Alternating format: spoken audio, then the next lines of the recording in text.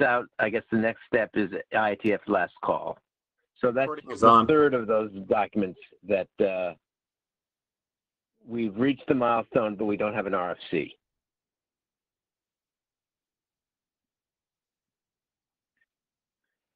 All right, now the two unachieved milestones that we have, one is for NVMe for PNFS. The current target date is August 2020. Right now, we don't have a working group document. The target date has to be considered tentative.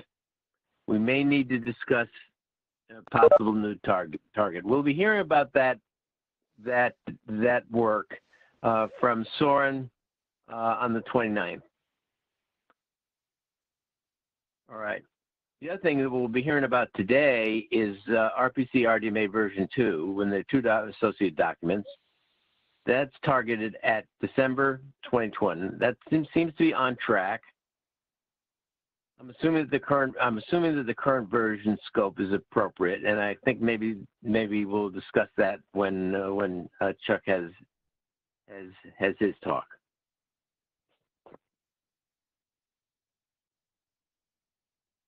Now I have a set of 3 documents where we don't have milestones, but we agree that there will be milestones. And one of those is internationalization. That's to be a document that deals with internationalization for all of NFSV4. I first submitted an ID on the 14th of December and submitted the 01 recently. And we'll have to work toward promoting that to be a working group document. And I think we should decide on the target date for that soon, but I really can't figure out what we need to do in terms of review. I'll talk about that later. What we need in terms of review to make that appropriate to move to working group status. Then we have security, which is a big job. I'll discuss about that later. And I think we should decide on a target date by the end of May.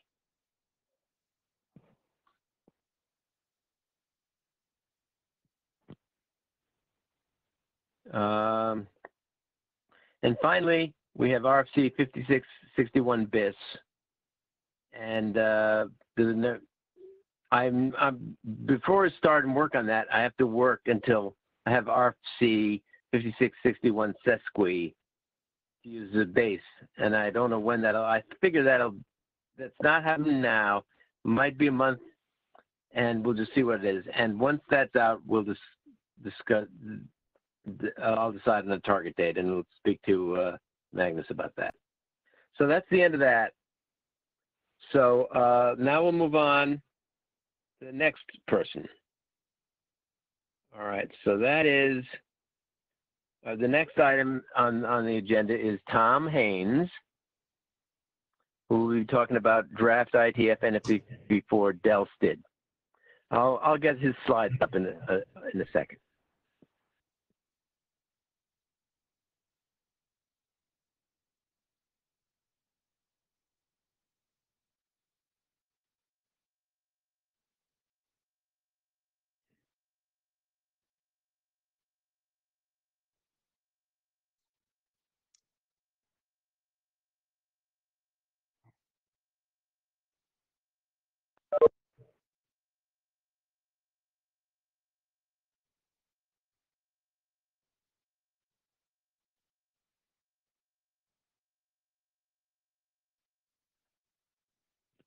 Okay, Tom? Yeah. All yours. Okay, so how does it advance? Do I just click it or you'll click it? Well, I think the easiest, you could have your screen, but I think given the trouble we've had, it's easier if I do it. All right. So a quick agenda, what we missed in IETF 105, where am I currently at, and the most important question, what does it take to have this go forward? So in IETF 105, I had a 60 seconds at the end of the meeting to present my slides, and we were being pushed out by the next working group. So I'll cover the slides I didn't get to present and then go on from there. Can we advance, please? Okay, sure. David, can you maximize that window? Or bring it into full screen mode even? No.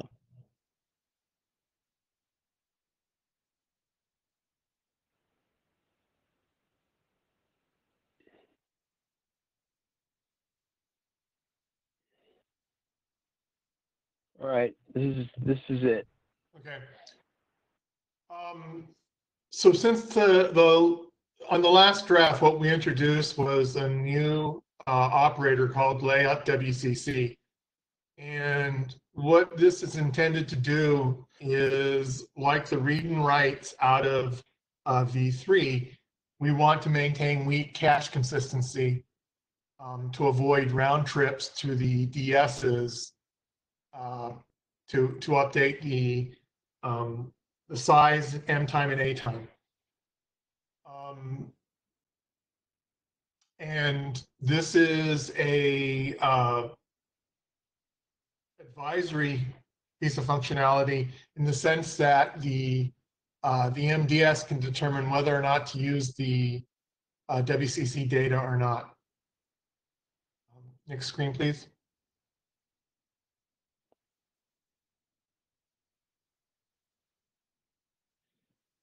So, second. What I'm trying to show here is the sequence of events where we open the file, we get the device info, we write the file, we return the layout, and when we return the layout, the MDS in green has to go to the DS and say, hey, what are the current set of attributes? Because the MDS has no notion of whether or not the file has been modified. Remember, the only control protocol for the back end is NFSV4. So it does this operation, and what we contend is this operation is expensive because the client already has, from the write, gotten this information from its weak cache consistency model, and it could send it to the DS. Can we advance, please?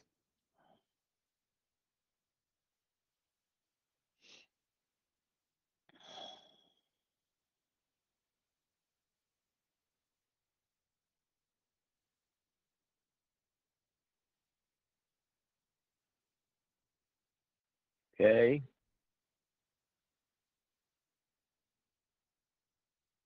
So I just actually went over this. I guess my slides are redundant. We just got the data. We can use the layout WCC to send that information on. Advance, please.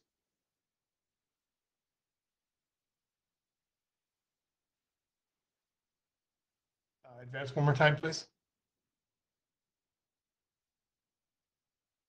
Okay. Go on to the next one. Please. All right, so the write has the reply, and now we've added a new operation in the compound where we set in layout WCC and then a layout return.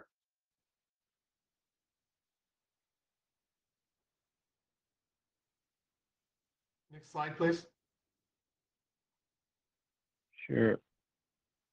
So we looked at several operations, a layout return modification. That meant we had to spin up a new version of the flex files type.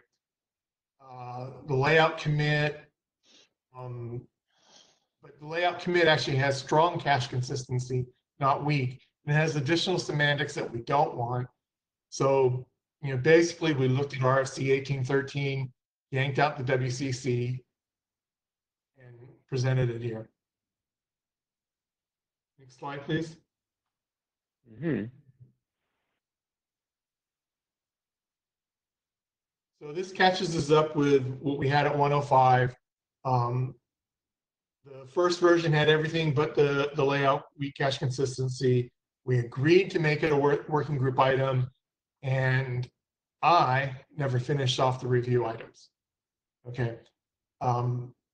I've gotten, since this slide was written originally, I've gotten an additional review from David, and I haven't looked at it because well, next slide, and I'll try and explain it there.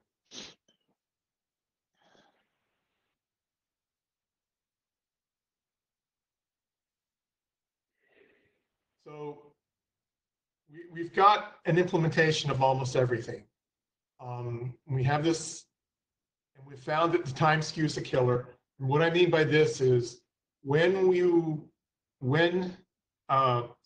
goes back to when we delegate the M time and the C time, or the M time and the A time to the client that has the delegation, and it caches locally those times, hands them out to the application. And what happens is when we return those times back to the MDS, time skew is really kind of in your face. You have to determine whether the time given back by the client, how does it compare to your clock? And regardless of how it compares to your clock, you're basically bounded by the fact that it can't be in the future. And you're most likely going to say, you know what, I'm just going to use the now time that's on the MDS. So you end up touching the M time for the file, and this is problematic in the sense of you have code like ftest or XFS tests or any of these utilities that try to do POSIX compliance.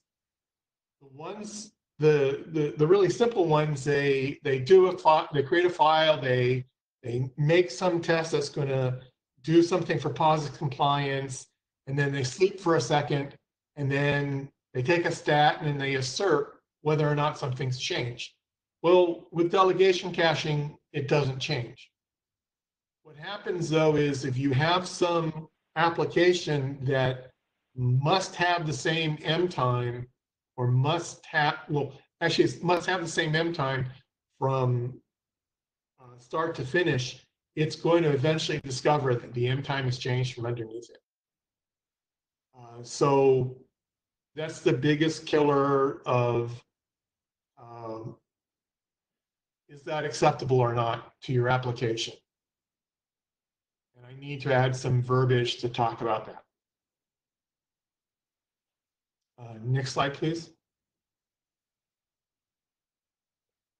So what's holding us up is I don't like the model where we get the spec done, we go implement the code in two different code bases, usually a proprietary server base, and then the Linux client, and then we have implementation issues and we can't go rev the spec. We did that with the first Flex files. We did it with the security model, get the name of it right now, where we pushed stuff into the Linux client that wasn't compatible with the spec, so we had to go change the spec. Luckily, we could do it at the time. So I want to have the model where we get the spec mostly done, we implement the code, and then we go fix the spec up so it's working to match the code base. And I'm hung up personally on implementing the weak cache consistency model. It's me again, so I need to go get that done so that I can go feed back into a new draft of the document, which I can then start accepting review comments on. Question. Yeah, that's it. Go ahead. I know what you're talking about, but when do you anticipate going forward? Every month I anticipate working on it. So let's set some dates for me to feel pressure from. Okay. All right, up to you. I'm not going to put pressure on you. No, I mean I'll put pressure on yourself. myself. if I have something to shoot for. So personally, my model is I tend to work on this stuff on the plane, out to the meeting, and then during the week of the meeting, when I only have this meeting, I work on it and get a lot done. And I'm going to blame COVID-19. So, Okay. all right, I'll give you some times by the next meeting. Okay, Can sure. I ask a quick question about your previous slide? Sure. I think what you're saying is that the M time can never be what the client expects. Yes? I mean, even if you had a time sync protocol or something like that, that the protocol as designed will always deposit a different M time. Did I hear that right? Well, there's two models to it. The answer, well, I'm sorry. One, you're right. Two, we could take the stance that whatever the client gives us is what we record, Yeah. even if it is in the future. Because this attempts to be POSIX compliant, I think that should maybe be the guide. But, You know, I agree actually, because I think that's why I put this slide here, because it was bugging me. okay, well, obviously discussion is required. I was just trying to get to whether you're arguing that this is inherent in the current protocol design, or if it's something that we just didn't think hard about. You know what? I actually think it's not inherent in the design. I think it's inherent in the implementation details. And maybe what we need to do is draw it out of the implementation details and put it into the. Good. I mean, the second thing you describe, how two interoperable implementations before finalizing the protocol, that's standard operating procedure for the IETF. So that's easy to agree on. But it doesn't seem to be my experience. Well, yeah, jumping the gun is a problem, but that's perhaps not following the procedure. So, you know, Yeah. we're totally in agreement. I just wanted to point that out. No, I'm actually happy you asked the questions, because it's drawn out my objection to my document. Okay. Thanks. Okay. All right. Let's see. All right. Next up is Chuck, in talking about integrity measurement. Let me get those slides up. Are you sure it's impossible for me to share my screen? That seems like that would make these No, it's not presentations go impossible. faster. Go ahead and do Share it. it. I can give it to you. Hold on. I think. Hold on, Chuck. Yeah, pass the ball. I'm trying. Hello. Try it, Chuck.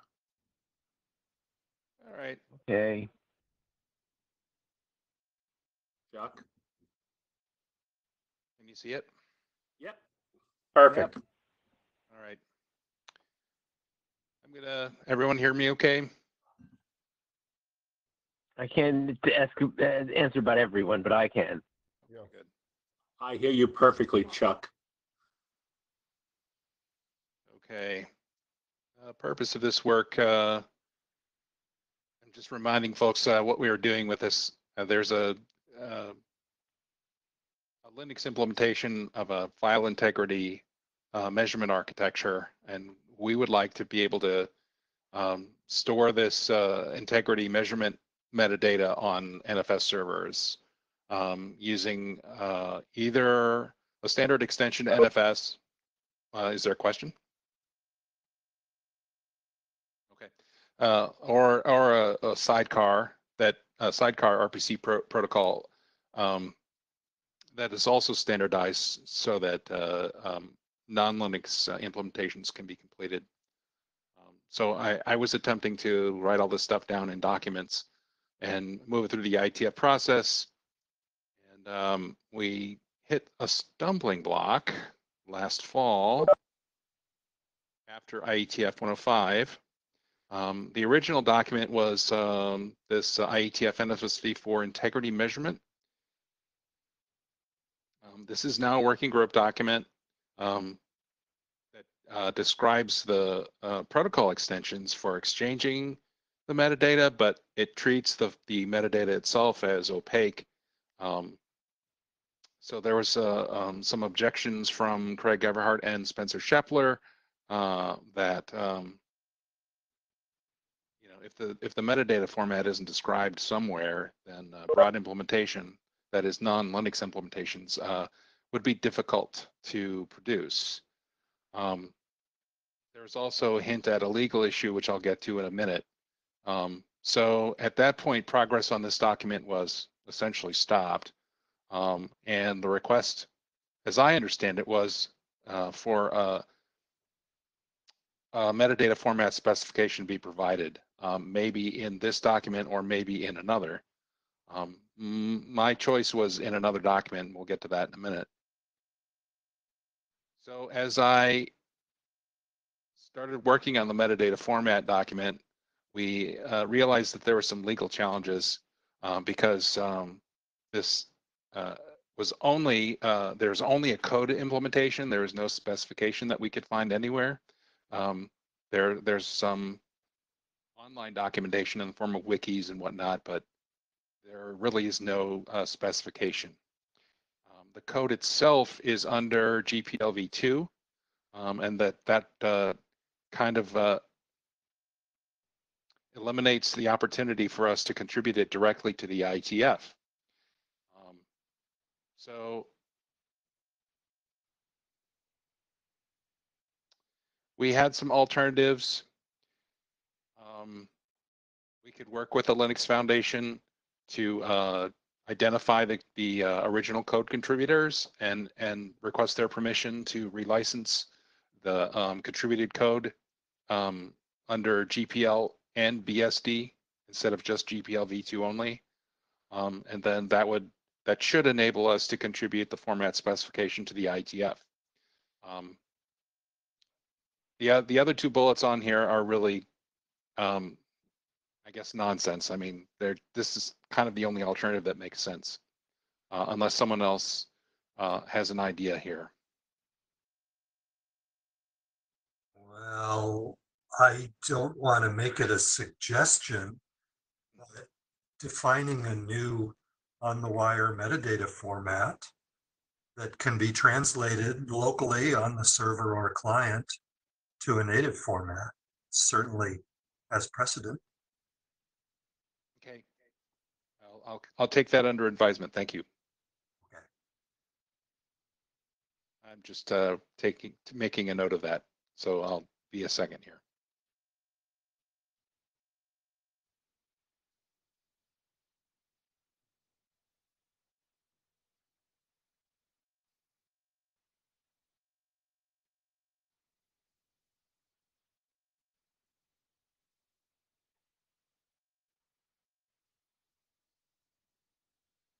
So that would be something like NFSV4 ACL. Oh, I don't want to paint it with that brush. Well, I'm just, yeah, it's an abstract. Yes, description, yeah. a neutral format, which is nonetheless translatable to the known local formats. Yeah. Okay. All right, I've captured that. Thank you.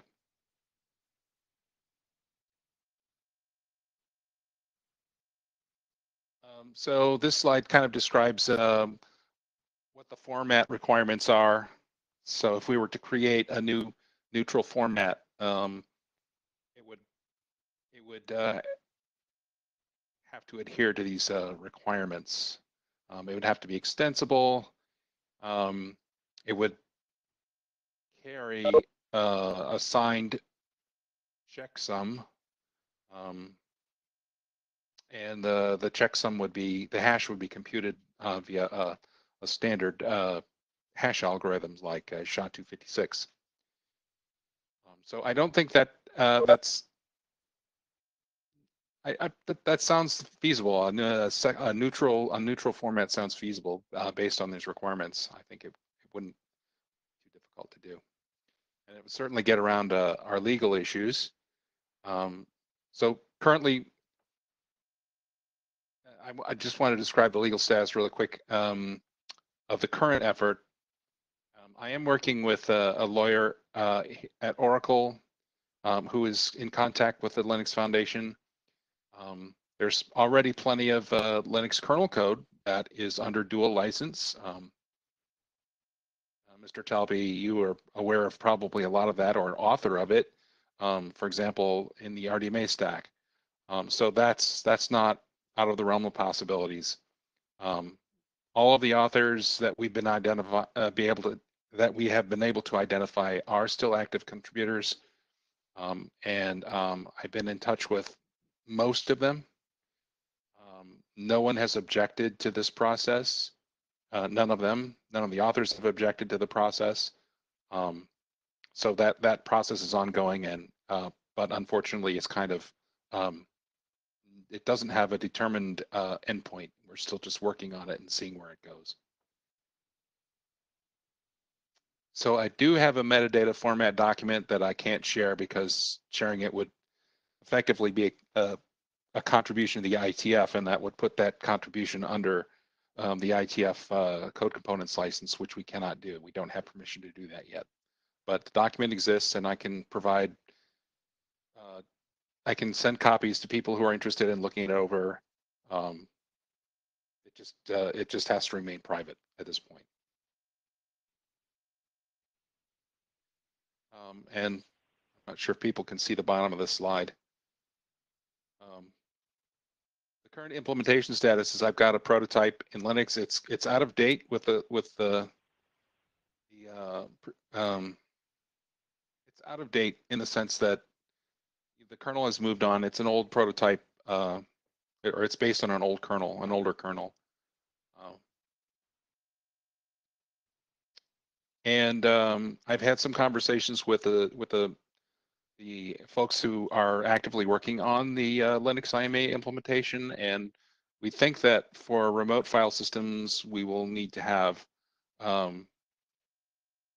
internal Merkle trees on the clients so that they can efficiently manage changes to small parts of files, large files, like object code repository or archives or things like that, where there would be changes in small parts of files, and we really don't want to break the entire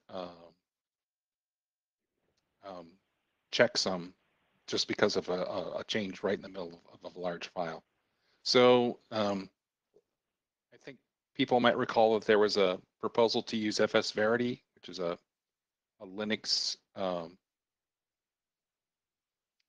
file system-based integrity mechanism. We can use some of that infrastructure. Ted Cho proposed that on the NFSV4 list. There are reasons why it wasn't practical, merely because he was storing the Merkle tree past the end of the actual data in the file and extending the on-disk format. We really can't do that in NFS. But we could store, say, a signed root of a Merkle tree, and that would be enough for the client to reconstruct the Merkle tree when it loads a file into memory. And that would make things more secure and more efficient. So that's where we are. Are there any questions?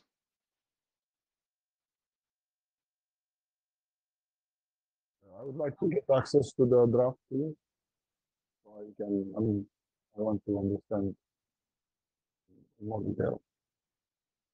Okay. Send it to my, my email, not to the NFS. Sorry, here.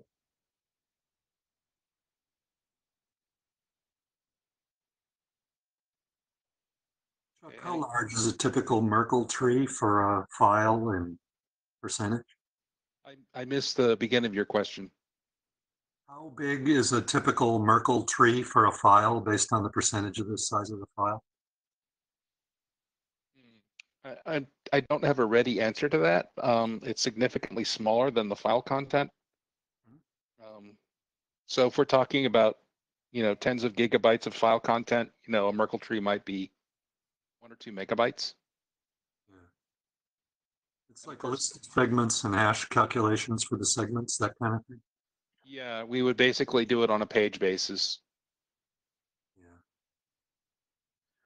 Kind of like a layout. I mean, isn't it the configuration point to saying how big segments you do sign in the Merkle tree? So, and that affects the overhead. I know, it all depends. I use the word typical, hoping that I could ignore all that, but it's fine. I'll go do some research. Yeah, so the design that they're looking at right now is that each page in the page cache on the client would get its own hash, and then the Merkle tree would be constructed of hashes of each page in the file. So, and then the page size in the machine is probably 4K, and that would be a fixed. Exactly. Then a machine dependent parameter becomes a protocol requirement. So Right. that can get tricky, but yeah. Okay. Okay, thank you.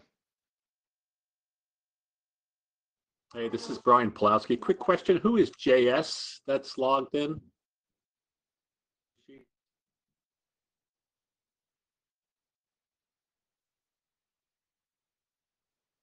On mute. Hysteria. Never mind.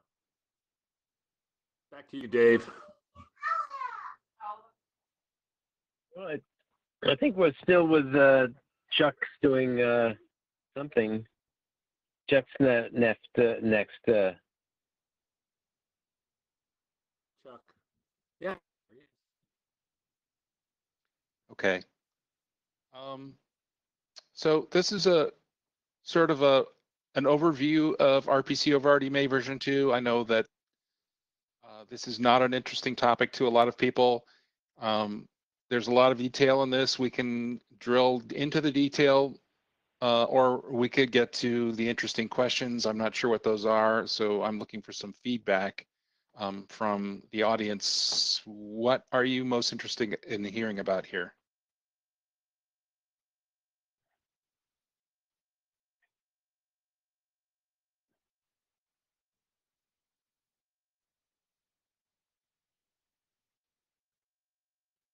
Well, Almost nothing. Go ahead. I'm interested in everything, but that's just me. Okay. No, me too, because it might have some contention to my draft related to NVMe over public. So I'm interested, at least to be sure Okay. that So, there's no contention. I mean, or I can refer this one in my document. so what I'll do is I'll just plow ahead, and if there are points where people say, please skip to the end, to quote The Princess Bride, I can do that.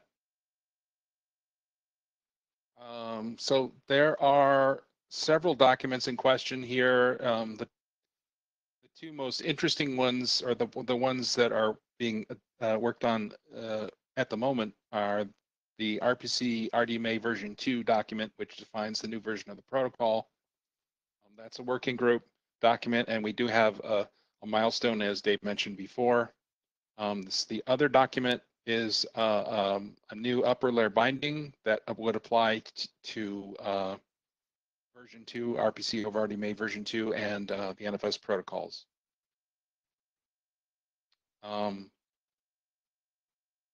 So RPC over RDMA version 2 manages to fold in the work of two previous documents. One is RFC 8167, which defines back channel operation for RDMA transports, and the other one is the capability probing mechanism that's right now in the RFC editor queue. CM private data will apply only to RPC over RDMA version 1 because we've folded that mechanism into RPC over RDMA version 2 as a part of the protocol itself. And so we won't be doing capability probing using the private data, connection manager private data. So one of the first motivations for version 2 is to address some of the performance shortcomings of RPC over RDMA version 1. The default inline threshold for version 1 was a kilobyte. That's obviously too small for some of the NFSV4 operations like open, get at, and lookup that might include significant amounts of data. For example, if you have a get attr in an open compound, it might be requesting things like security labels or ACLs or things like that. So we really needed to address the ability to manage these smaller exchanges that don't involve explicit RDMA operations like read and write. We also wanted to be able to add in the ability to extend the transport protocol as we recognize new limitations or want to fix problems in the protocol. For the same reason we have minor versioning in NFS, we wanted to have a certain amount of extensibility to this transport protocol as well. One of the limitations to RPC over RDMA version 1 was the hard need for reply size estimation on the clients, on requesters. This is due to the fact that the requester is required to provision write and reply resources before the responder even has the request in hand. The requester has to figure out exactly how large the reply possibly could be and then provision those resources. There are plenty of corner cases in upper layer protocols where that is difficult or even impossible to do. So we've added some mechanisms in RPC over RDMA version 2 that reduce or eliminate the need for reply size estimation. As I mentioned before, we have a new upper layer binding version that is particularly for NFS or for NFS on RPC over RDMA version 2. And as I mentioned, reply size estimation requirements are considerably relaxed or eliminated in this version of RPC over RDMA. And so we can change the language there, at least in the upper layer binding. As we're working on RPC on TLS, we realized that we would need to have some peer authentication mechanisms built into the RPC over RDMA transport. And so last year we decided to add that ability to RPC over RDMA version 2. Since that RPC on TLS doesn't actually have a we can't implement that on RPC over RDMA on RPC. Can't put those two together directly. So we're adding peer authentication into the. Chuck, when you're talking about peer authentication, you're talking about between different clients or client and server? Client and server. Okay. Because I thought it's in the NVMe case to be between two.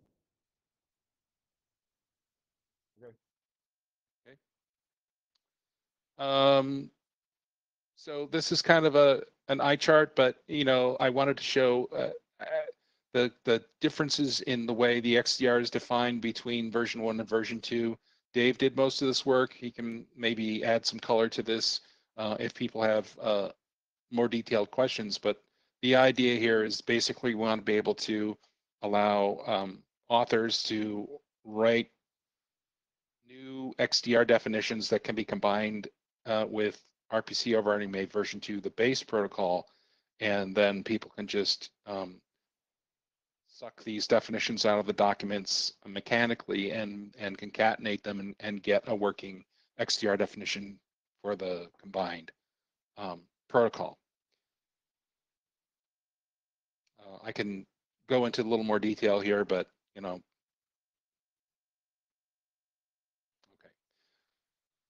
I mentioned before that we have the new ability to exchange transport characteristics. What we used to call transport characteristics are now called transport properties. Basically, at the beginning of a connection before RPC traffic is exchanged, there's a transport property exchange that carries the capabilities of both peers so that they can sort of understand the limitations on both sides. Host authentication, peer authentication, that's at the bottom of this table. is one of those things that's exchanged. So it's an opaque. We can put potentially large certificate or other authentication material into this and have that exchanged when a connection is initiated.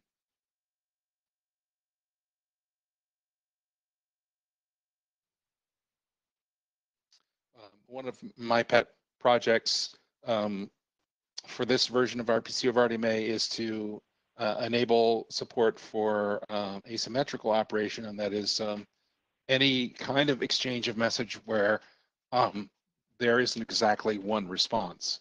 So a requester might send say a call and it doesn't have a reply.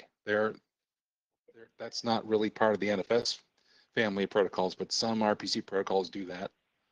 Another case is where a retransmission is necessary. That screws up version 1 credit accounting. And probably the most important and interesting example is the ability to send multiple messages and get one response. And that would be needed to support message chaining. That is, a call that's larger than one RDMA send could be sent in multiple sends. The receiver would concatenate those messages together and reconstitute the call. It's done at the server, right? It goes both ways. Yep. Yeah, this is interesting. I will mention, though, historically, retries were not expected because RDMA provides a reliable transport. Well, retries, yes, agreed. Retries are sometimes needed because servers are not responding. That's a server bug, not a protocol matter, I think, but yes. Agreed. Unfortunately, bugs are a reality, and the behavior of most implementations is that the stack deadlocks when the server doesn't respond. So that's kind of a problem. I would rather, instead of a server not responding at all, I would rather have a positive assertion from the server that, hey, I lost this. I think that would be a lot better than dropping a connection or just dropping a request. But you know, that ship Those are has all sailed. valid, but I think they have implications outside of RPC RDMA. So, Absolutely, yes. yeah. Okay. Message continuation is a kind of a big deal. It's the ability, as I mentioned before, to construct a series of RDMA sends that convey a single large RDMA or a large RPC message. So we have a very simple way of doing that. We've got a flags field in RDMA, in the RDMA transport header now, and just set a bit that says there's more to come with this message. The slide summarizes it. People can look into this further if they want to, and I'll just move on. Those will be changed in a sense that they will be sent in one sequence or be multiple sequences. You know, like with TCP, there's a sequence of operations that happen on the, you know, one at a time on a transport. So an RDMA QP is a in order and a reliable transport, and so you get a sequence of RDMA sends that are not interleaved with other RPC calls or RPC over RDMA messages. That's how that would work. Thank you. And then it should be very straightforward for a receiver to reassemble the RPC call or the RPC message from the set of received RDMA sends.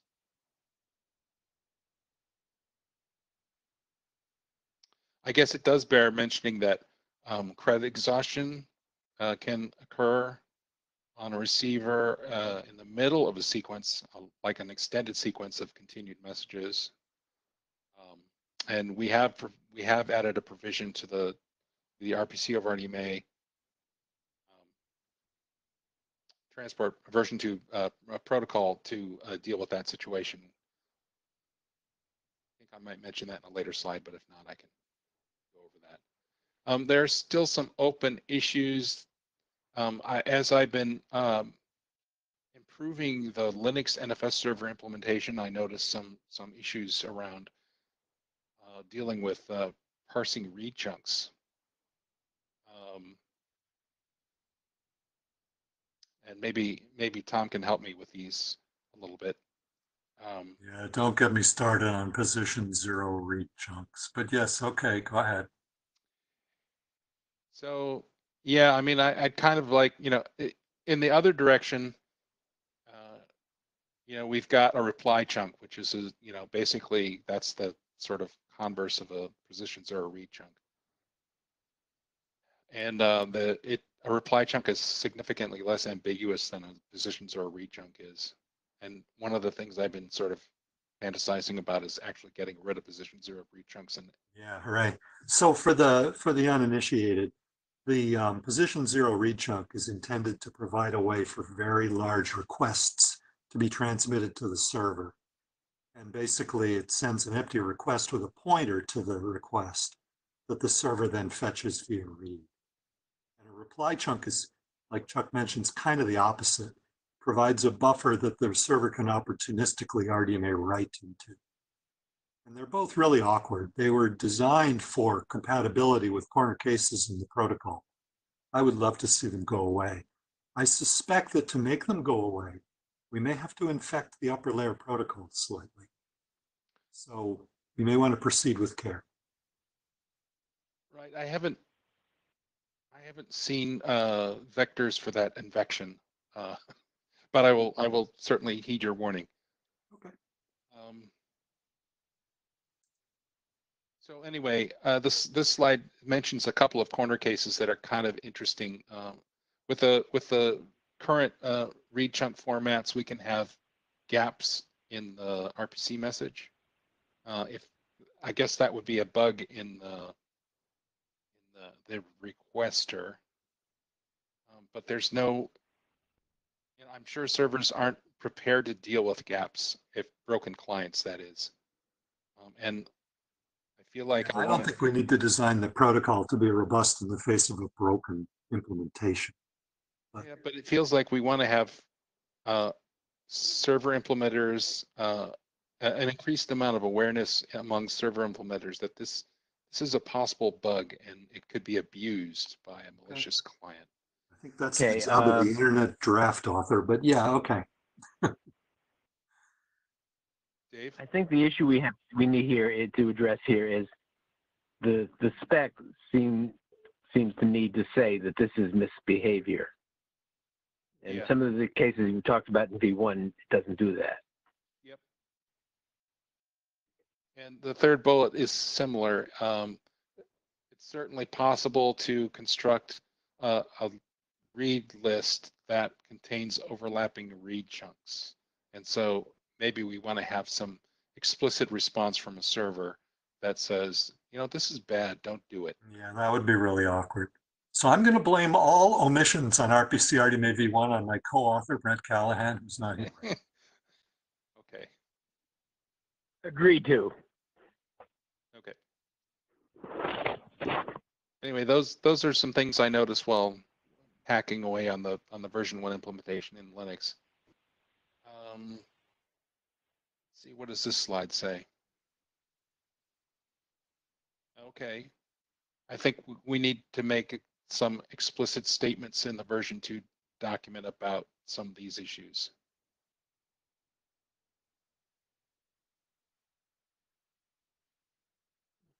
Yeah, this is good, especially remote invalidation, which is tricky. It's sort of an opportunistic behavior and not a required behavior.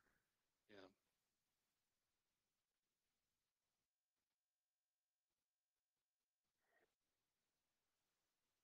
Well, let's just say for the first 2 bullets, I think that we should explicitly restrict remote invalidation to message and no message type messages, and that RDMA 2 error should not be allowed to use send with invalidate. Okay. Last slide. More review, always helpful.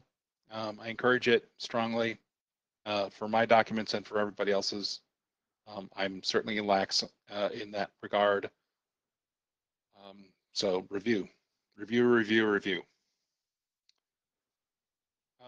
I haven't done any prototyping of version 2 stuff yet, save the remote and validation work I've done in version 1 that drove the CM private data document.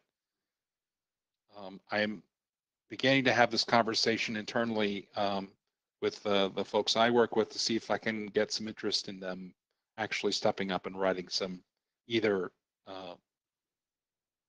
private prototypes that we can experiment with this, or some stuff that we can actually merge upstream in a controlled fashion. Well, are you talking about, excuse me, are you talking about doing those on the client side or the server side? Yes. Both. Okay. So I'm working, if I haven't started this, but if I did, I would be on the server side, and I'd have to work with someone on the client side. And there we have the inability to, partly due to COVID-19, the inability to have testing events. So I'm not sure what to do about that. The one thing I think we should be thinking about is maybe working with with protocols other than Infinite that don't require everybody that can be tested on the internet. But I'm not sure. We happen to have an RDMA protocol that operates over the internet. It's an IETF standard, and it exists in several industry implementations. But you're right. The inability to have a face-to-face does impact RDMA, which is typically deployed, at 50 meters or less. Yeah. So it's important to note that the Linux implementation supports, excuse me, supports Rocky, InfiniBand, and IWARP. I believe it's the only NFS over RDMA implementation in the industry that does all three. The limitation of testing events is typically because our colleagues have implementations that don't support 2 out of 3 of those. So I think Solaris supports only InfiniBand, and I believe NetApp only supports Rocky at this point. So there is Rocky V2 Right from at least 2 or 3 Rocky vendors that uses a UDP encapsulation. It tends to fall apart under load on long haul networks, but it does work. So that is a second alternative. Plus, if you are Well, face to face, how are we using laptop, right? So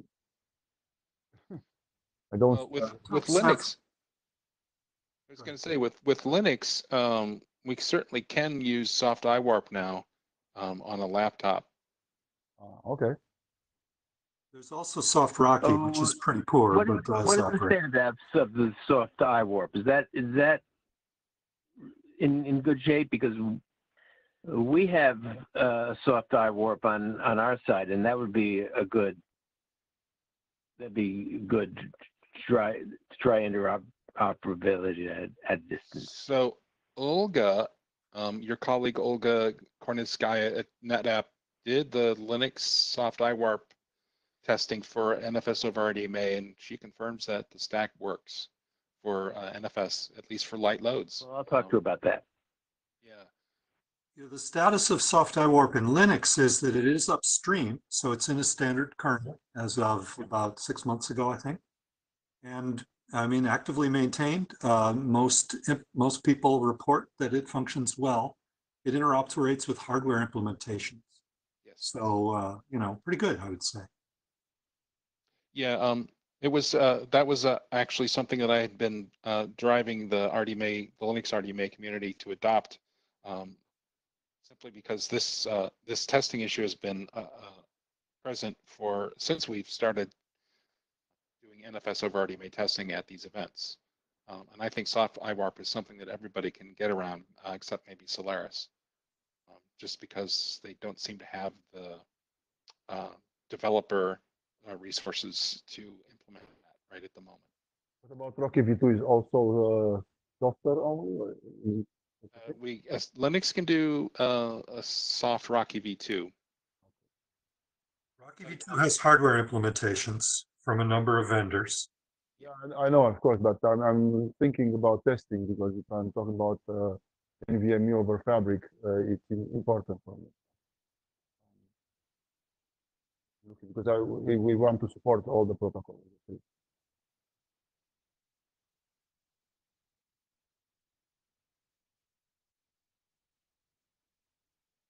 Okay, Soren, did I answer your question adequately? Yes. I was not aware about all because I was not involved. I'm mostly looking at iWarp from Chelsea. That's what we have ourselves, and that's the one that is probably may support maintaining Linux. I didn't think about the software only. That is good to know because if we want any interrupt something, I won't have a server in my laptop or a Chelsea account. So. Right. I would just add that, for operation over the internet, I would strongly recommend an IWARP-based solution. The TCP protocol is far superior at dealing with the environment. Yeah, that's my planning actually for UC2 next time. It's mostly to focus on that, but for interop is good. Indeed. Okay, let me stand down from this presentation with addressing the last bullet. We do have a milestone for the two documents I mentioned at the beginning of this presentation, but we don't have, I don't believe, a plan for working group last call. And I'm wondering if we could get something sketched in a little bit. I mean, nothing that is hard and fast. Well, normal way we deal with this is the author or the editor, and you're the editor, figures out when he wants to do that. I think from the presentation, there aren't that many open issues. I think we should have some discussion, and then you should decide when you think WGLC is appropriate. Yeah, I think we need some reviews also. So, right? Because it's something old. I will review. I offer myself to review. Yeah, I mean, in my opinion, it's a little premature to have a last call. Yeah. I'm not asking for a last call. I'm just sort of trying to get a sense of what are the P's and Q's that have to be dotted and crossed before we get there. What do we, it's just a sort of an abstract conversation. You provided a list of open issues. I don't know of any other ones, so maybe that's it. Okay. All right, so another maybe one or two revisions to this document, and then we can ask the same question, what's the plan for WGLC? Sure. All right, fair enough. I mean, last call is not the goal, right? Consensus is the goal. So, try to drum some up. Okay, will do.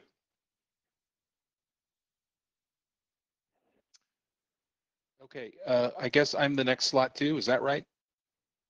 Yes, you are. Okay, this will probably be quick. I don't have any slides for this one.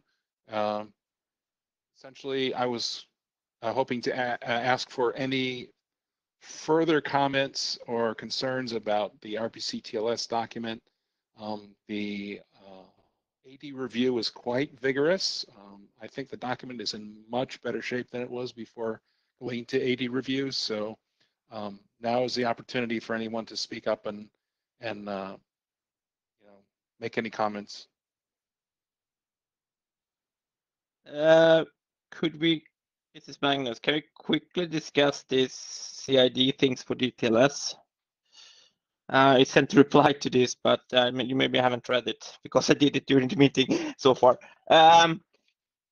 I think there's one aspect of this usage of the connection IDs TLS, which is, it does incur overhead, and that's my question to the working group is more, is it useful to use it from that perspective, or will it cause issues? And maybe my understanding of how NFS or etc. how you would use this in with RPC in many cases, but I would expect that you have a server port which at least has some number of simultaneous connection, and connection ID space needs to be big enough to encompass the whole expected maximum number of simultaneous connections if you do a flat one.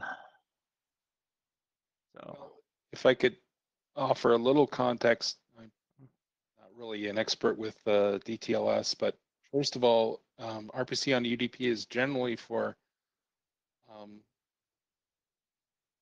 operation with very quick single or a handful of requests, RPC bind, or it's used for operation with block, like the NFS block manager, where the all of the requests are small. And so I think anyone who's adopting to use DTLS would probably be doing so and wish for as low overhead as possible. And so maybe that should be a design constraint. yeah. So I mean, the aspect of this is that if you're having this, I mean, that you actually leave the connection state in place and have this, and you occasionally do these very short requests. I don't know how many simultaneous users across the state it becomes the question, but I don't think the overhead is massive. It's probably, I mean, 4 bytes would give you 4 billion. So it's. But I think it's needed. I think it's needed an example implementation. I think, because I don't know how important this is. I read all the discussions, and it's a complexity that we don't know if it will be useful. So to share. So I don't know. So maybe the easiest way is not to say anything more than that this exists, and I don't think it's. You can either use the connection ID or not. I mean, basically with DTLS 1.3, it seems to be an existing part of it. It's like it's going to be up to the server when it negotiate if it's going to use it or not. So. Yeah, my intention with DTLS is just to put a stake in the sand, and obviously as we get implementations, there will be future documents cleaning up the mess that I've made. I'm not expecting this to be the last word.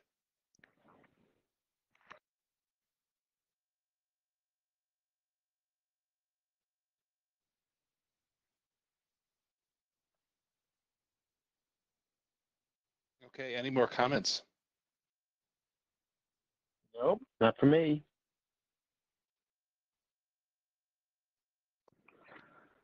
So Chuck, do you try to address that last issue with text, or then publish them and submit the draft? Yes, my intention is to merge in your comments from today in email and submit a new revision by the end of the week. Okay, good. So my plan then is to actually rather soon go to IETF last call, and the working group can use the IETF last call time to verify these last changes. Okay. If you have any more changes, I think, but you can review the changes so far. Okay, good. Okay, I'm up next. So let me see if let me get something up. Let's see. Which of the NFS?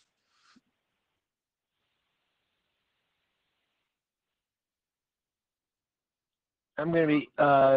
Can people see my screen now, or are they still seeing Chuck's screen? All right. Yes, I'm now the presenter. Okay. So I'm going to. These were really originally 3 separate, or then 4 separate talks, but I just merged into one because they're all related to the same thing, which is documents related to RFC 5661 bit. We don't see anything. I don't see any Give me slides. a second. Give me a second. Hold on. Try this.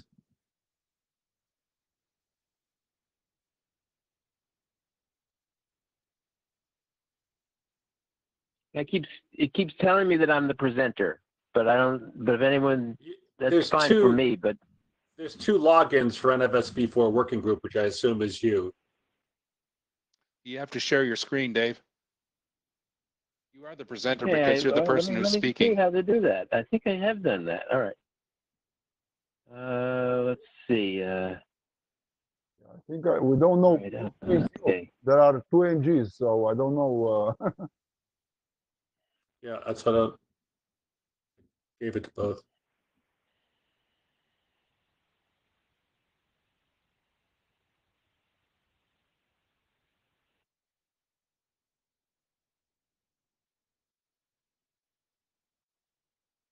I know it doesn't give me. Okay, let's see. Okay, it's a different NG. Okay, all right. Oh. You want me to give it to the other one? Yeah. Yeah, I think it was the one on the bottom. Okay. Try again, as I'm passing the baton. Try again, Dave. Doesn't give me a way to do it. Okay, oh, here it is. Share contact. Okay. Right, screen 1. Okay. There we go. Ta-da! Okay, Thanks, can Dave. you see it now? Yes, yes, yes. Okay. Yes. All right. All right, so let me go on and. All right. Now we've gotten to the point where RFC 5661 is not right, that it is contradicted by later RFCs in many areas. First of all, the version approach is pre-8178. It's wrong and confusing. The confusion that Tom addressed in RFC 8434 is not clarified, and we have now pending some substantial changes in RFC 5661, but we still need a single document explaining, defining NFSV 4.1. And also, the internationalization section is based on string prep with no connection to actual implementation. So it's really kind of a mess now. Everyone knows what's valid in it, what's not valid in it, but to a neophyte, he tries to read it, and some of it applies and some of it doesn't. And I think we really need to correct that problem.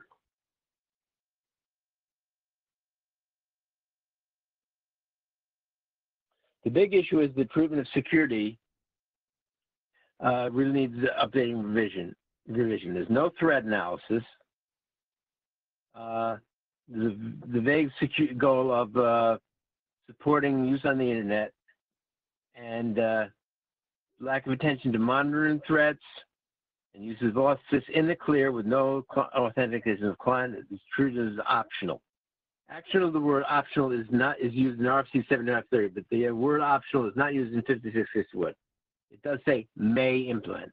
So now that we have RPC TLS that Chuck and Tron has provided for us, we have the ability to improve things without changing the 4.1 protocol. Also, we have an accumulation of errata reports, including some that were officially rejected for reasons that we can go into. Given that they have substantial changes to the RFC 5661, the working group has agreed to it, but these changes are not documented anywhere except on the working group list. There's some emails that Tron pointed me to where we all agreed that something had to change, but it was never changed, and therefore RFC 5661 is kind of outdated. So that's why we need to take this on, even though it's a lot of work. Well, given that I said that, I think this can be done. A lot of people saying, oh, having trouble with that, but lots of stuff is already done. Many changes are already documented pretty well in existing RFCs. In other cases, the working group has made clear decisions that need to be explained. We have reasonable treatment of internationalization in RFC 7530, and RPC TLS could be the basis for a reasonable security approach. So I think we need to come to terms with what I perceive to be our post-7530 trauma. It was very long and very onerous thing, and we finally got it done. And I think at some time after that, we were thinking of, well, gee, maybe we won't do this again. Maybe we'll somehow do smaller documents. That won't work. So I concluded, even though that effort was a drag, we need to consider where it would be now if we had not done it. And the working group needs to work together to address these issues. I think I'll present a reasonable plan, and this plan's about how we do it. And we have to, part of it has to be a serious review effort for submission. There's too many places where we just think, oh, we wear hands and we don't want to deal with some of the parts of the spec that aren't clear. And we just make sure that we're going forward with a clear spec. Right, now all right, let's see. Well, I believe there's multiple, because we have two areas that are the same in v4.0 and v4.1, we have to have multiple documents. One is internationalization, will be the same in 4.0 and 4.1, and we need a new document just to describe internationalization in NFSV4 as a whole. And security is in bad shape for all minor versions, and it makes sense to provide an NFSV4 wide treatment. Now, in addition to those two v4 wide documents, we need a revised v4.1 spec, which will be based on the RFC resulting someday from draft IETF NFSV4 RFC 5661 SESQI MSNS. That will reference those two documents, and it will have a bunch of other changes.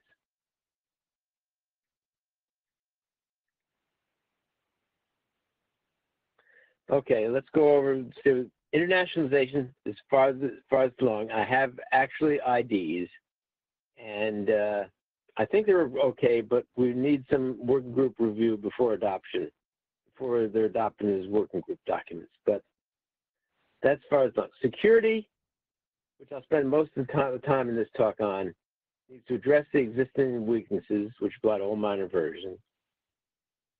And those will be based on the work that Chuck talked about with draft IETF NFV4 RPC TLS. That'll be of critical importance in providing a basis to do this.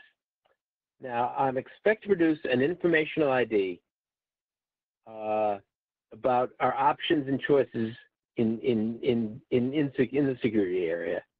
And I expect that to be adopted as an internal working group document. Often we've had informational IDs, and then we go through this process of thinking about producing this informational IFCs. There's no point. I think in this case, it's best for us to just make the decision now, adopt it as an internal document, and go on with that, and have the working group work together to improve that. And once we have that nailed down, then go on to the standard to produce the standards track document. Then we have to address RFC 56 bis broad. We'll start with limited ID. We'll use the RFC resulting from the SESQI process. And I'll start and address the limits of well understood issues within that framework. These things that we're talking about are the versioning issue, referencing the security, new security, and internationalization document, and then we'll be in position to adopt that as a working group document. And then I will ask some help. I need some help from Tom about addressing RFC 8434 and PNFS clarification. And there are, I'll talk later about some working progress documents. And we'll need a major review effort before submission. So that is a ways out, at least a year. Anyway, do people have any questions about that introduction session, about going forward with RFC 5661 bis? Yeah, oh, go ahead. Okay, go ahead.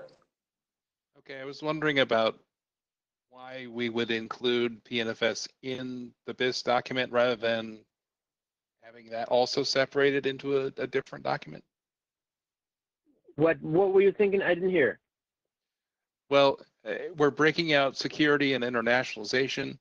I'm wondering if PNFS should be in a separate document, and we've already gotten some RFCs in this area. Why do you think it needs to be organized so that the PNFS stuff that's in 5661 needs to continue to be in 5661 bis? Well, PNFS is a 5661 feature. I don't see any reason to change that. Making the document smaller and easier to review would be a reason to change it. Yeah, exactly. I think actually one other aspect of this, which you haven't brought up, is actually to take the outcoming RFC, see, okay, what kind of boundaries inside? Can you actually just chop this document up into a couple of pieces, which makes it, rather than this 700-page monster, it is into something at least a little bit more manageable. Yes, it's results in some reference maybe cross between documents, but it might make everyone's life easier, especially if there's any future updates in the future that would need it. Okay, well, if someone has that's an idea, but if someone has a concrete plan to do that, we'll consider it. But right now, I don't know. Because I think some of the cases, for example, splitting out PNFS, well, it makes the document easier to review, but I'm not sure that that's a good thing. It may make the document fairly easier to review, but just by ignoring all the PNFS cases, you don't have to review those. But David, we'll have to deal with them. Dave, but there is a differentiator because we have other PNFS 5662 and so on. So it makes sense to take the PNFS out, so make the basic document smaller. I mean, I don't know that you like it, but it's not against the. I have just a history here. So yes, sir, we had separate PNFS documents for optional pieces of PNFS, I thought, historically. I agree. No, that's don't say yeah, because that's my worry, Magnus. Magnus, the single document part was the absolute required part of NFS. The separate documents historically have been either the other protocols or optional layout mechanisms that were not required for for compliance with the protocol. So yeah, but it's not difficult to fix. I mean, you can say it does require a discussion before pulling the trigger. Yeah, no, but it's I think, I mean, you could basically take that, all the mandatory parts, even if you put them in 4 different documents, the main entry document can say, to implement the whole of NFS 4.1, you need to implement the following references and this document. Yes. 2 things. The reviewers would have to understand that nothing moves forward unless all moves forward. And as Dave said, cutting the pizza into 4 pieces doesn't actually mean it's going to be easier to eat than the whole pizza. It may be convenient perhaps, but it doesn't make it easier. Like in the end, you're still eating a whole pizza. Yeah, I mean, in a lot of sense, you're eating the whole pizza, but there are certain steps in the process where, for example, at least the RFC editor, etc., they can actually assign potentially 4 different editors to that document if there's 4 different pieces. But yeah, that's just. Can we put this as an AI to the list for me and Dave to? I think it's to me, I'm okay with it, but this has been discussed in the ancient mist of the past, and I think that was before we realized we would have a 700-page document. Dave was there, Alan was there, so. My point was I'll put an AI to take to the list. BP, my point was that it's not an impossibility. I didn't say we should do it. Of course, we should discuss it. That's what I'm saying. Not that I'm not a big fan of that, but I thought that if there are precedents, okay, if it's going to result in a smaller document, maybe, because we all suffer from it. We know that. So, I would let me restate saying I think you should think about this document structure is for how you make this process as easy as possible for you to complete with as little effort as possible. Then it's good if the ISG etc. actually can check. I mean, that's actually one point of keeping the document together is that if you can actually diff it in a reasonable way, you can ignore all of the section that hasn't changed, etc., which makes some of the reviews for a lot of people much easier that already has looked at it. Say, okay, but Okay, I'll take this to the list. I'll work with Dave on it to get this worded correctly for what the proposal is. Okay. yeah. Okay. So let's go on to the internationalization section. Wait, Dave, I have a comment. So you said several times, or you mentioned several times, NFSV4 over TLS. And I want to repeat what Tom Haynes said earlier today, that we tend to create a spec, then do implementation, then find out that the implementation is impossible, and then we modify the spec. So now, what is the rationale to put this NFS over TLS into spec if there's no implementation which uses it or provides it? Right, I think there are implementations.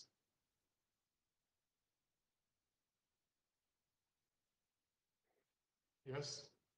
Okay. I think the Linux client, I know for sure has it. I suspect the server does. And I know my product uses it too. Our server supports it, but I didn't see this in the current Linux client. It's not in Linux at all, but it is in FreeBSD. So I mean, it has to be written down somewhere for multiple implementations to attempt to implement. The IETF process normally will publish a draft spec and will allow implementations to proceed. And if they prove the spec and there's no further changes, well, it gets published as a final version. So, I mean, maybe our process is a little bit ahead of itself by saying, we're going to write it all down and call it done, and last call, and we're done, and hooray. And all of a sudden we realize, oops, right?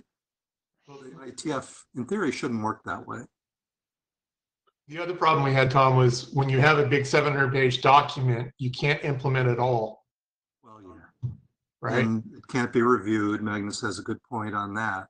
I think, in addition, the reader can't consume the damn thing, right? So breaking it up makes really good sense to me in a lot of ways. But, it's like, I would not worry about writing down a draft protocol. That's the whole point of writing it down. Everybody agrees on it and gets it to the point where they start to implement it. If we've already reached that point, well, then we'd better write it down and get started on something better than, a personal internet draft kind of thing, right? It's carts and horses, that's all. I mean, one point about this related to the security solution. You need a security solution that stands up to modern scrutiny. That's going to be a requirement. This document is not going to be published without reaching that goal. And I think so. If that's TLS or if it's something else, that's up to you to decide. But you need to have something which fulfills modern security expectations when it comes to security. Yeah, because I think like a third of my attempts to get a document published is to get it past security, knowing that it's not modern. Yeah. Right.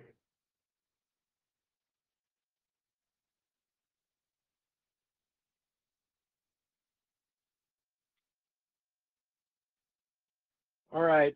From a time point of view, I think I have to go ahead with internationalization. As Brian has said, he'll figure out how the working group address this divided up issue. I think from a time point of view, the appropriate time to do is when we consider making the BIS document a working group document. Let's go on. Okay. Internationalization, that's farthest along. So the original thing that I thought of doing was just propagate the internationalization that's in RFC 7530. That seemed very nice.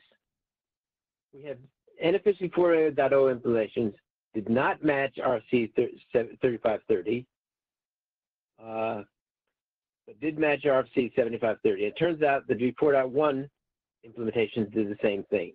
But RFC 5661 was written matching RFC 3530, which had this string prep based thing, and no implementations match it. No international changes was made in 4.1 or 4.2. The internationalization was always the same in the implementation and had various implementations in specs.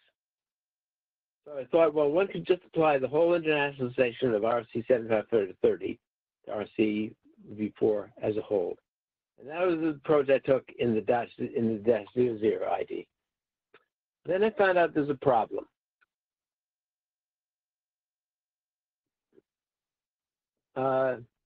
That was handling the internationalized domain names.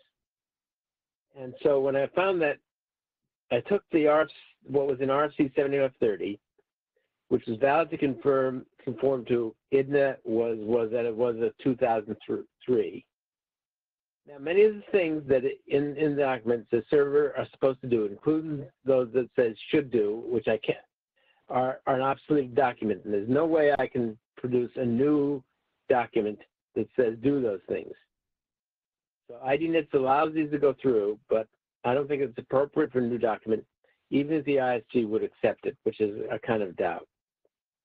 So I need to revise the international domain handling to match that for 2008, and while warning of the possible compatibility issues, well, I really don't think exists, but theoretically could exist. So that's the -01. Now, that's where we are with internationalization.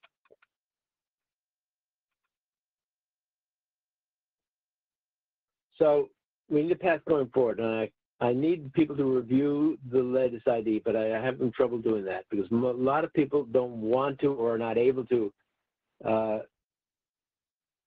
review internationalization. So I think we may need to find out how to get input from internationalization experts outside the working group, and I don't know how to do that, but that's a necessary thing that we should do. Also, we need input from implementers about how existing implementations of V4 deal with the nationalized domain name issues, if they do at all. I'm looking to get to a working group document, but I'm not sure how many iterations will be required. I need to pick a milestone, and I've picked December at the end of this year, and I think that should be safe enough for the internationalization part.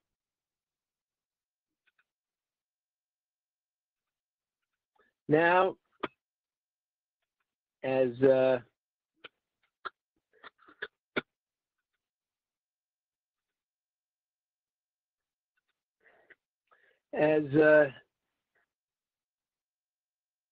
Magnus noticed, this is essential. And although I hadn't put it together, I think he's right that, you know, if we don't address this, no one's going to publish this. So we have a series of, in the current document, we have a series of documentation problems, and we have some substantive problems. The documentation problem is there is no thread analysis. I'm not sure how RFC 5661 was approved without a thread.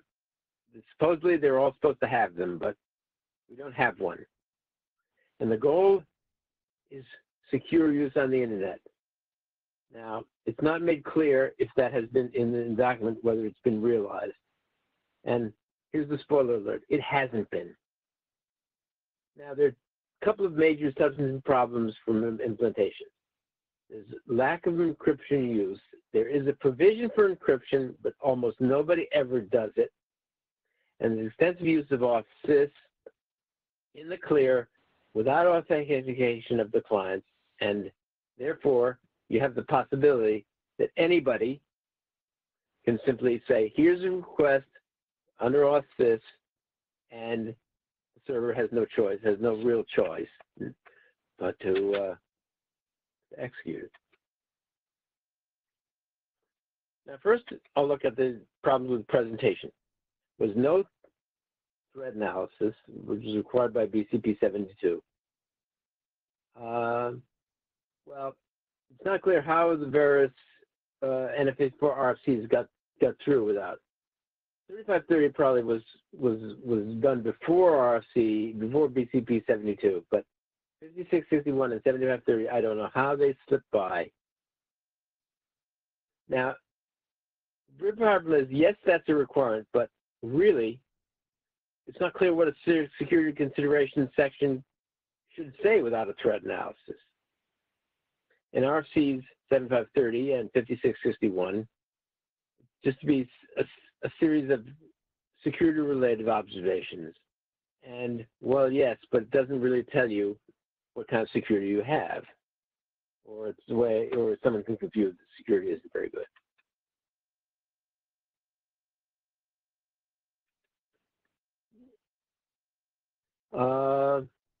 So without threat analysis, you don't know what secure use on the internet means.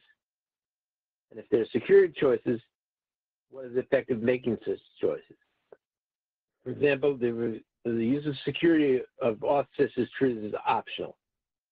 It says 56 is what the server may implement. The other problem that we have is enforcement privacy is up to the server.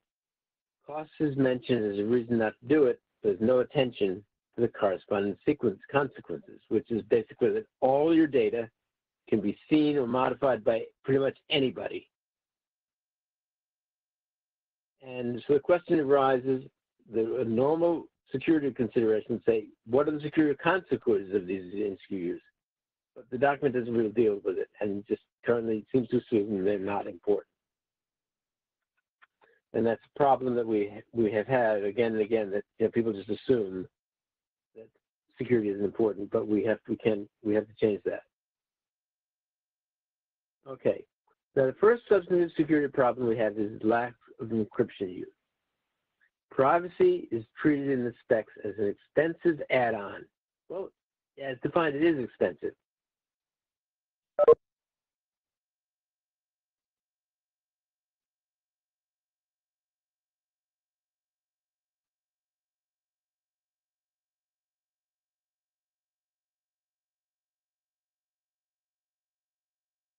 I cannot hear.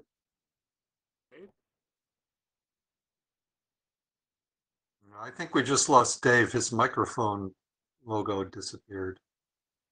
Oh, yeah.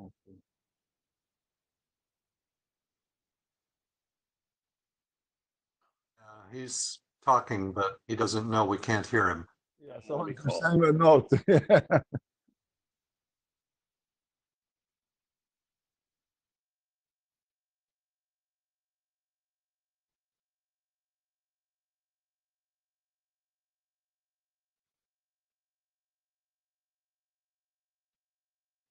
Dave, we've lost your audio. I can hear you, but you're not on WebEx. I just called you from my real phone. I don't know how you managed to do that, but you're not on WebEx. Your slides are viewing, but your sound is done. Can reconnect audio somehow.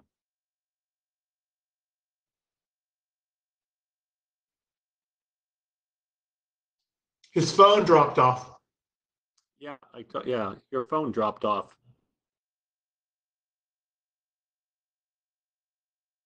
I think he's trying to reconnect.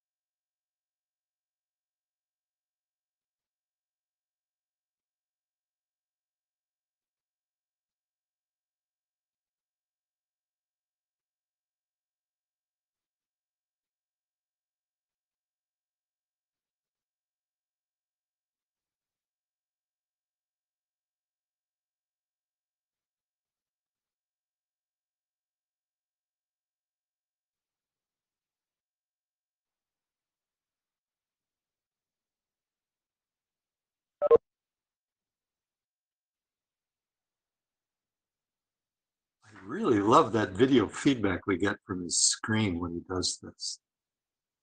I don't know. I wish I could figure out how to do that. It's brilliant. Yeah.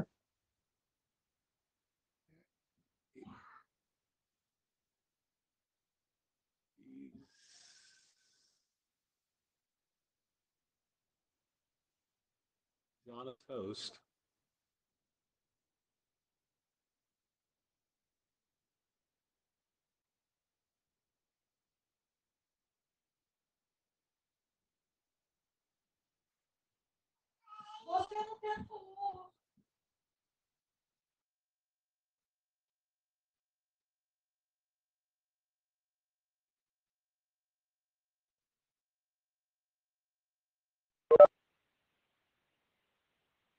There we have a phone.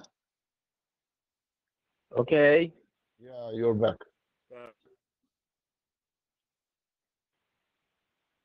Okay, now I find out how to share my screen again. Let's see.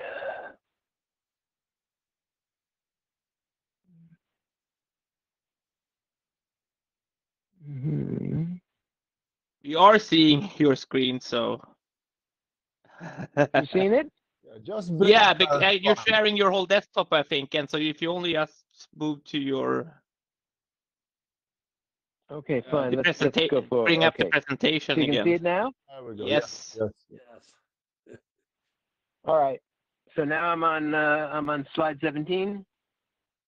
So officially, according to the documents, auth is a means of authentication, although usable weak. It's officially optional, but it's really not possible to ship a server which doesn't support it, since almost nobody would use it. So without authentication of the client's authentication of the user cannot be trusted. So the reality here is that authsys is an effectively mandatory to implement means of non-authentication, which is optional for attackers to use, unfortunately. So that situation needs to change, and the interesting question is how to change it. Now, despite that problem, we're kind of lucky in that Chuck and Tron have provided RPC TLS to be a good basis for them. So now that we have authsys, we have possibilities for change. One might be getting rid of it. I'm sure that people in the security, I've heard from the security director, they would love to do that, but it really, I think we can think about it a little bit and find out that it's really not really possible. It's possible to deprecate in some way, saying should not, but it doesn't prevent people from using it. And I think that probably is why the reason we still have it is we can't get people to stop using it. You give people a warning, say this is dumb, but it probably will not be effective. So we could try to provide some way to reduce the problems. So we have to select at least one of those. We may need to deprecate it as well as doing some operations to mitigate. May need to choose to mitigate the problems and then deprecate the unimproved version, for example. But my understanding is that as long as you actually have transport security between the end host providing the authorization to, or trying to make a statement about its source identity or source authentication, it's probably fine as long as you have the mandatory to use transport security for a lot of cases. Maybe not fully in this case. I don't know. Just be. You need to. Okay, once you have if you have encryption with a self-signed certificate, you can't have anyone else interfere. But you do need to have, and RPC TLS does provide, although it doesn't put the emphasis on it. But an important part of it is giving some sort of authentication so that you know who is trying to contact you, who's saying, gee, I'm a client and I can give you these UIDs and GIDs. And without that, I don't think you haven't gone very far. You need more than authentication, although it is provided by RPC TLS.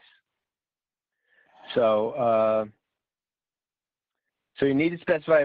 We have the facilities in RPC TLS, but as we've discussed, we need appropriate policies for RPC TLS use by V4 for encryption and for client authentication. And there are a number of decisions that need to be made.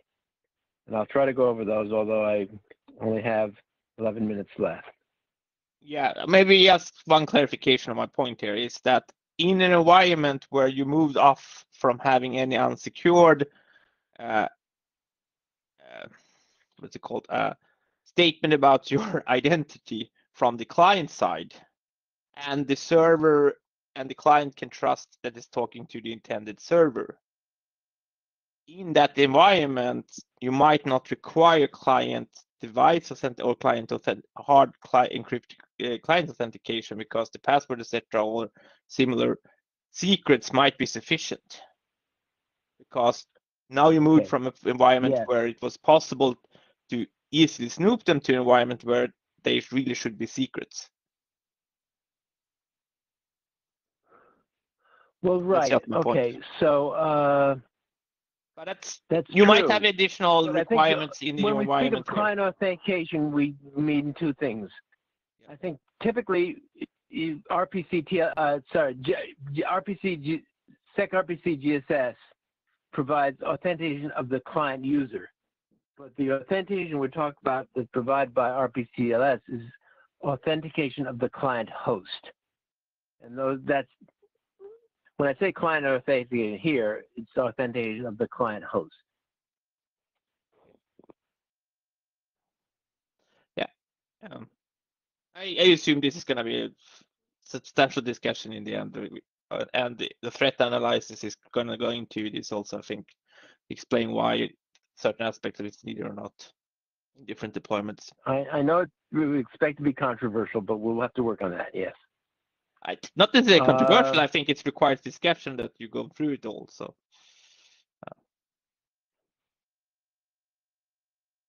okay. All right. So here, this slide presents what I believe to be the framework we need for a new approach. It needs to be based on a threat analysis. It needs to deal with two major security issues: the lack of encryption and the execution of authentication, both of which has been partially addressed. The framework has been provided by RPC TLS, and I think we'll use the RPC TLS with additional requirements that are NFSV4 specific. And in making these changes to do this, there's some complicated factors to do. So the general ones are deal with the next slide. So,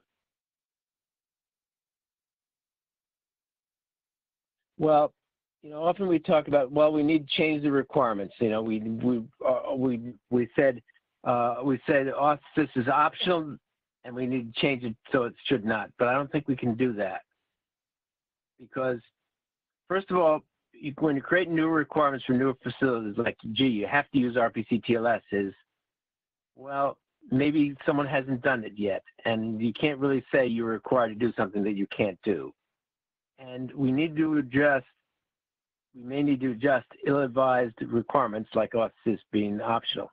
But we need to do that with care because some changes might not be followed immediately or at all. You can say you must do things, but you can't make people do it. And when you make changes in existing requirements or recommendations, you can create interoperabilities because a client written to the old spec exists, and you have one written to the new one, and it might not be able to interoperate. So I think we have about 7 minutes level. I think I just don't have to go over this in detail, but we need to decide what our threat analysis goals are.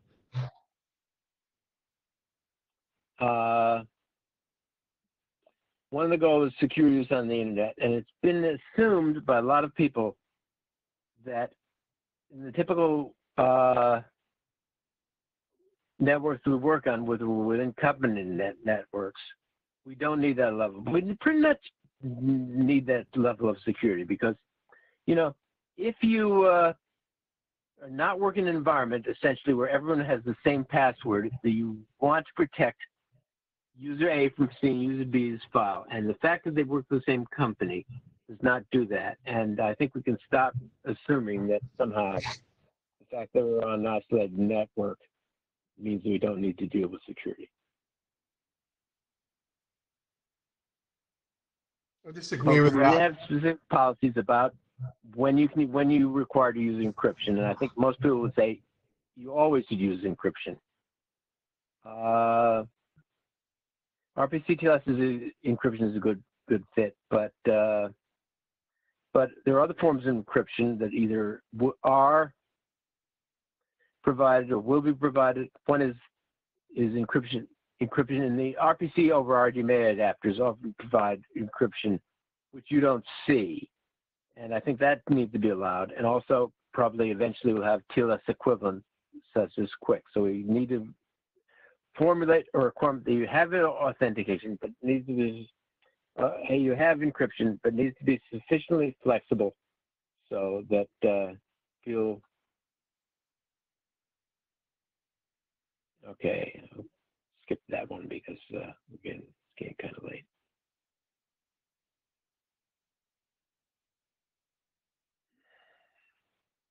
Well, again, we have the problem that it's a valid choice. But I'm not sure we can just say should not, but we have to give some indication of what the problem is. And if you do that, I don't care about a term being in all capital letters, but if you do this, what you expose yourself to. That's our obligation right to stay.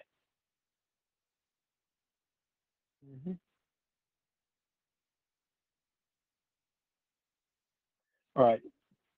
This is client authentication, which we need. But by that, I mean authentication of the client host. And we have an issue about where that description appears. I've been thinking it in the V4 security document, but it could appear as a correction to RFC 5531, since there is an extensive but not very clear description of auth-sys in Appendix A to RFC 5531. So, all right. Another issue that we have is V4 one specific thing is of state and session protection. We have SP4 none, which is most people have implemented, but there's no protection about that. And you're exposed basically that someone could just, if you don't have encryption, certainly, you can, someone can get your session ID and he can he can issue requests, whether, you know, use your slot IDs, make you so that whenever you have a request, it'll have the wrong sequence ID. And he doesn't even have to have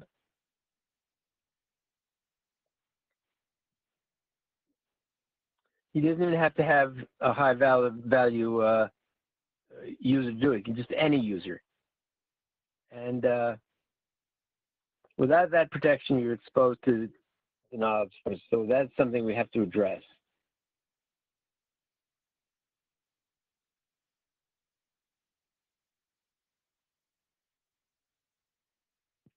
Now, if you do have client authentication, I believe, and I think Chuck mentioned this once, you can avoid the need for SP4 MAC-CRED, and certainly I don't know if we delete this from the spec, but SP4 SSV has never been implemented, and I think with client host authentication, I don't think you need it. In any case, that's where we are. Now, it's getting late.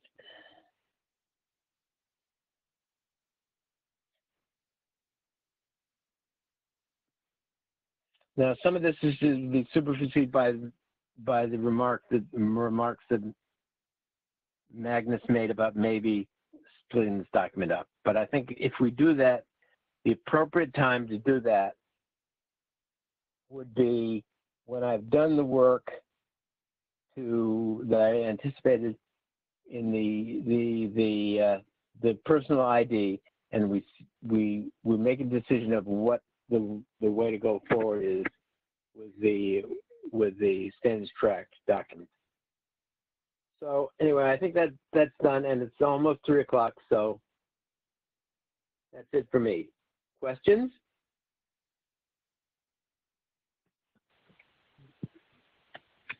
Questions, anybody? Hey, so there's been questions about the slides. Dave, if you have all the slides, you'll post to the data tracker. If you haven't sent slides I to know how Dave, to do send them, that. please. You what? Okay, I have all of the slides from Chuck, and I don't know how to post the data tracker. Okay. So I think send them to me. Send them to me. I'll take care of it. Okay, then I'll okay, that'd be great. And, Hey, Okay, everybody terrific. online, by the way, I have repeatedly sent out the link to the Etherpad notes. I don't have all of your company affiliations. Tigran, I'm sorry, who are you from?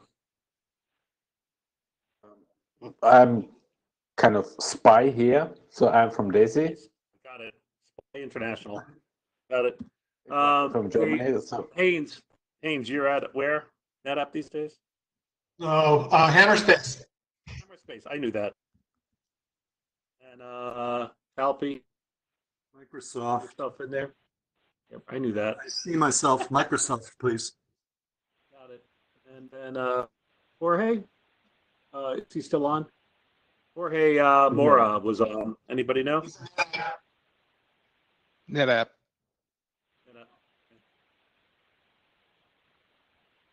I'm going to change the name of the working group soon. Joey Salazar. I thought he put his name down. Oh, he did. Never mind. Got it. He was there twice. I have a process question before we bring off. Is the agenda for next week posted yet, and the dial-in logistics, et cetera? Well, I think I sent a. I'll send that out in any case. I sent out an agenda, but it's not a final. I'll send that out tonight. Yeah, please. I look for it on the mailing list in order to mention it to some folks who might not be on the mailing list. You know, and whatever. There's nothing I can forward to anybody, so that'd be great. So Tom, I have it's in my calendar at least, so something was sent. Yeah, all right, calendar. Okay. Dave, I'm going to resend the invite for the WebEx. It was way back in my mail queue, so I'll resend to the V4 group. Okay. And you get the agenda. Well, I'll get the agenda. I'll send out the invitation with the agenda tonight. Let me see.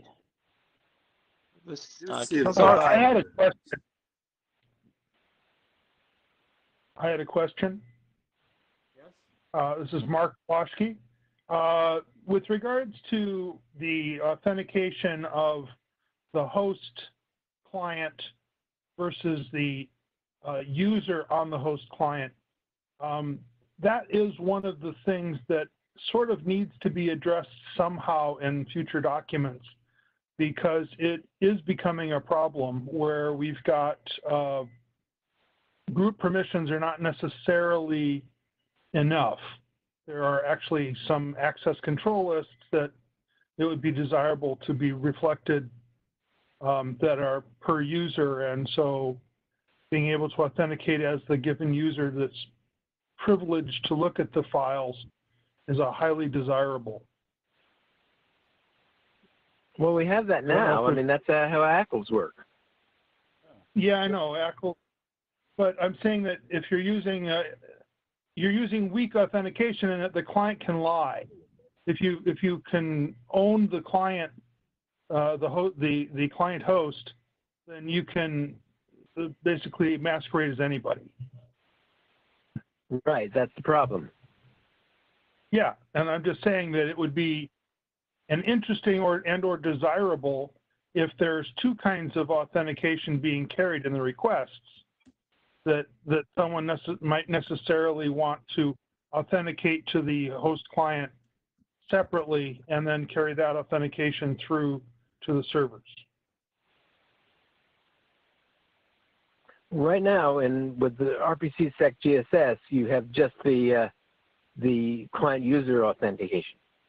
And I think that works, but a lot of people don't want to use it, and we have to provide some ability to have, I think, what we had with AuthSys, but in a more secure way. That's what I've been thinking. Mm-hmm. Okay, well, it wasn't clear when I was reading the documents that that's what's going on. So I guess some kind of clarification about how that actually works would be highly desirable. Okay, sure. That was my only comment, so thank you. Bye-bye, guys. Thank you. It was a good, interesting meeting. Hey, Dave, you gonna declare meeting over? I hereby declare the meeting over. All right, see everybody next week.